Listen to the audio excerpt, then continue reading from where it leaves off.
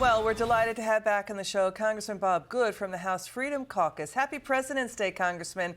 It's good to see you again. Okay, we're going to dig into this story. Let's get your reaction. Remember when then Vice President Biden was caught on a hot mic about the passage of Obamacare? Watch this.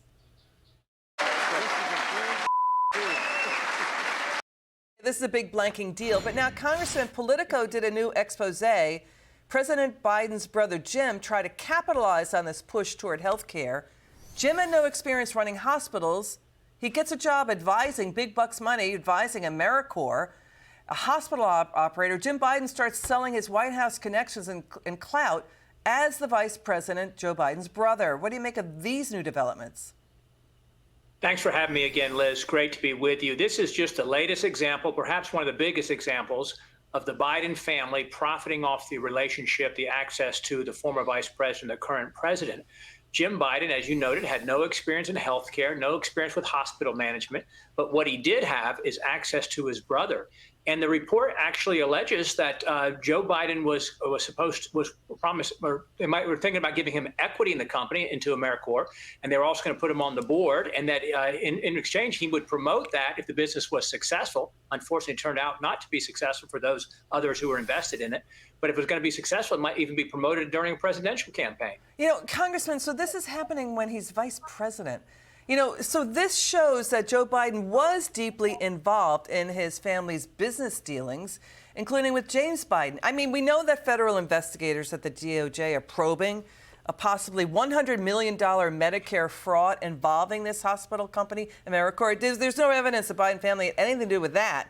But Politico, as you point out, they were talking about Joe Biden's political career could have been enhanced and benefited if AmeriCorps was successful in rural regions.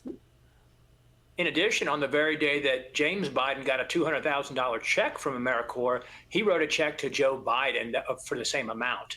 You know, and they're saying, oh, that was not connected in any way. It was just coincidental to pay back a loan for which there's no documentation or any evidence of the loan having ever had many payments made to it.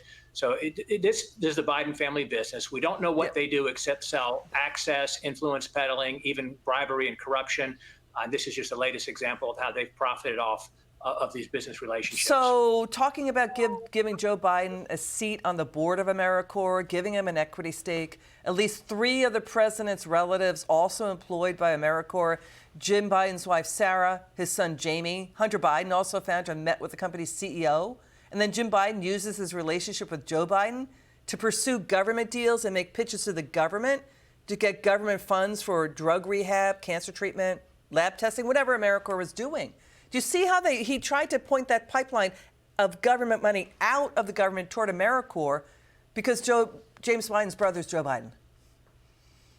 Yes, absolutely. This, again, is the family that's the most corrupt presidential family in modern history. Never before has the sitting president been accused of such scandals, such corruptions, influence peddling with his family. Again, you've got email records, texts, eyewitness accounts, eyewitness testimony, whistleblower testimony, bank records, shell companies, LLCs, suspicious activity reports, and more incriminating this family.